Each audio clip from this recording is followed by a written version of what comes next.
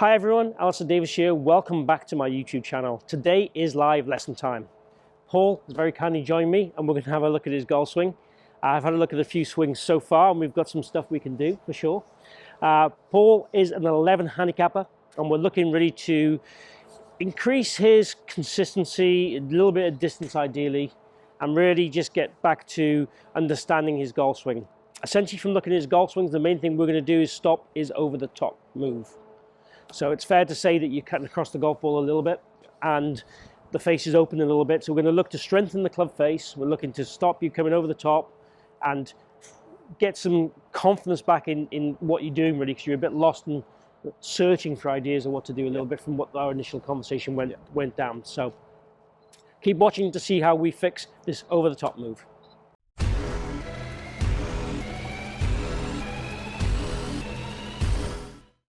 So from what we saw from Paul's swing, and you'll see the videos that I'll share, when he sets up to the golf ball, he sets up with his pelvis a little bit, what I would call it's kind of migrated scoliosis as we call, so his back's a little bit twisted, okay? So his right hip is higher than his left hip and it sits a little bit, as I would sit here, towards or away from target. This doesn't help the rotation that Paul has.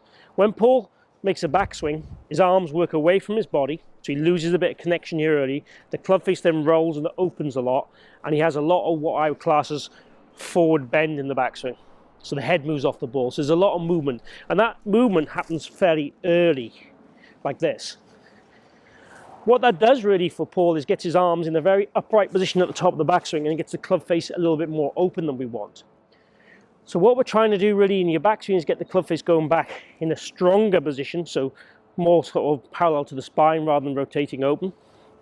And we're trying to get the feeling that the hands and arms are going back in a deeper, more connected fashion as you make a good turn. So we're going to try and get you to feel that when you turn, you kind of extend your back a bit more with your arms across your body with a closed club face. Now that's quite a lot. But what I want you to do when you practice is make this with very slow swings. Potentially you would swing back, pause at the top, and make some swings on the way down. From that top of the backswing position, you then cut across the golf ball. I think it was 8 degrees we saw on TrackMan earlier. So we're going to look to reduce that. So we're going to work on a little exercise to work purely on the effect. So for me, the first point of breakdown, the cause is the takeaway. And that's caused a little bit by the setup, if you like. So you could say the setup, part of the takeaway. But the takeaway is the bigger fish, really, to fry. The rolling of the arms and the opening of the face. And then the effect is really then how the club interacts by coming across the golf ball, giving you that outward path and the club face opening to give you that curvature, those fades and slices we saw earlier. So we want to get the club face stronger. At worst case scenario, that'll give you a pull shot. And then we want to get the path better if we can to get you hitting it from a pull to a straight shot. That's the process. That's the way we're going to tackle it. Jump on the mat here. And if you take your setup as you would do normally.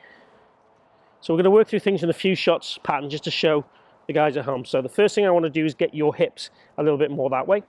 So if you take the club for home and put it across your groin like this, and ideally your handle side that way, and then what I want you to do is just feel that you would raise the handle a touch up and forward like that. Perfect. Try when you do it not to let the right shoulder go away from you, so the right shoulder kind of stays where it is. Now move the hips. That's it. Perfect. Now put your hands on the club.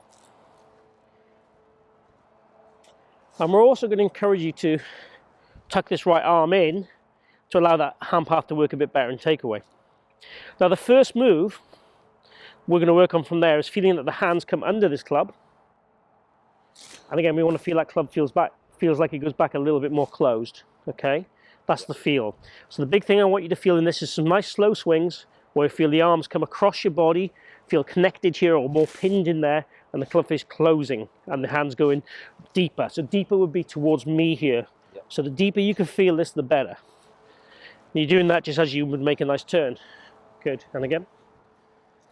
So as we go back under my club there, it's kind of more chest up, depth with those hands and arms. Good. Let's have a go at hitting the ball from there for me if you can. Good. So that one went left for sure. We said it should go left. That's a good start.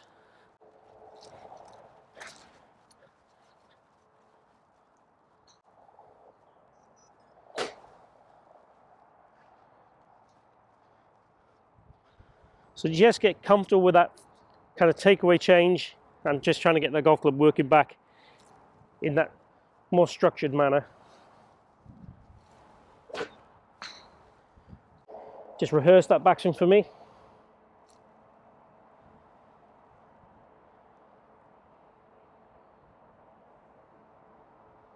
Good. And go ahead and pull the trigger.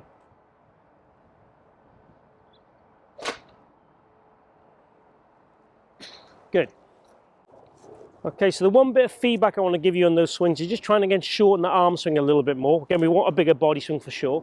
Yeah. But shorten and stiffen the arm swing. So just take your step for that ball again for me. So just as we're swinging back, feel this connection, connection, connection. And when we feel we get the arm to kind of peck area, feel like that's you done. Feel this is all a little bit kind of tighter and stiffer. So you get a little bit of kind of overrun and raising these arms. So just feel it across your chest like that and stop. That's it. Yeah. Hit a couple from like that. I don't mind it being, you know, over structured and over short for practice. When you play, swing, I know I overswing, I need to stop. When you play, you can be freer, right? What we're trying to do is influence your normal.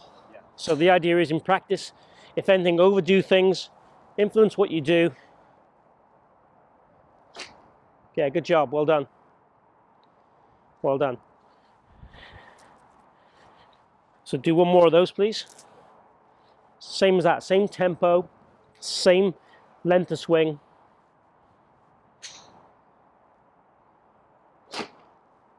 Well done. Okay, so take your step to a ball again for me now. We're going to move on to phase 2. I'll demonstrate it as well, but if you take your setup initially. So we're going to stick a T-peg. Okay, and it's roughly just inside your toe line of your trail foot. Yeah. And 20, 25 inches or so away from your trail foot. Rough area. You can move.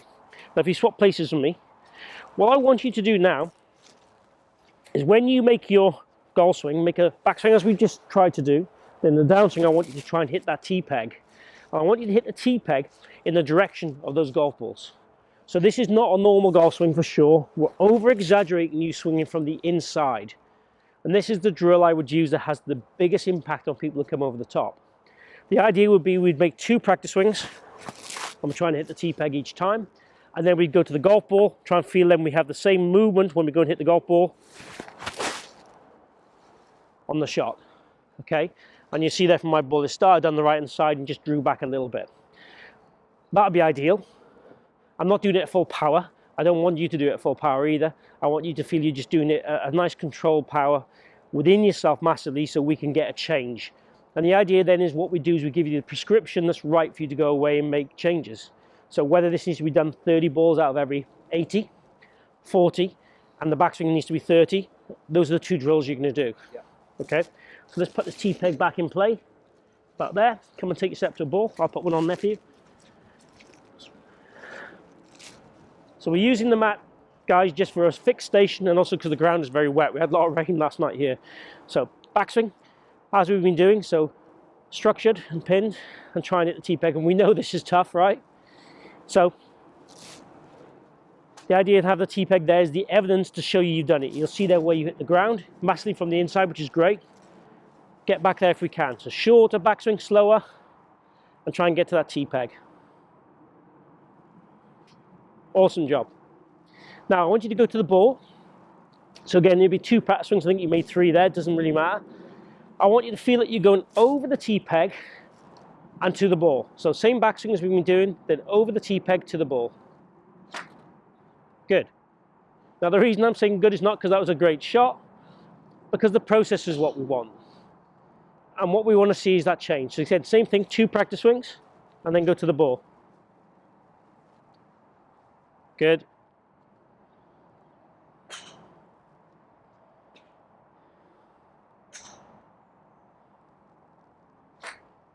Yeah, great job, well done.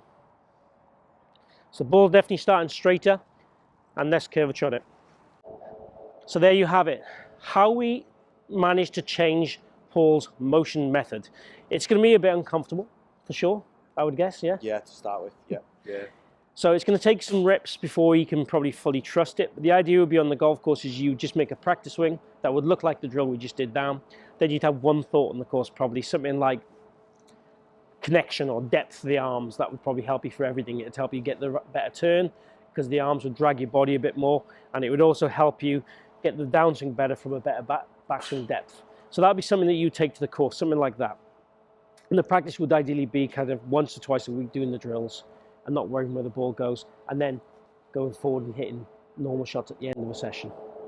So if you have enjoyed today's lesson, particularly the live lesson element, please comment down below and let me know that you've enjoyed it or what kind of content you want to see from me in the future. If it has been good, please like the video and share the video. It really helps my channel. Also, don't forget to subscribe or follow by hitting my logo down in the bottom corner here. I'd love to have you on board so I can help you lower your scores.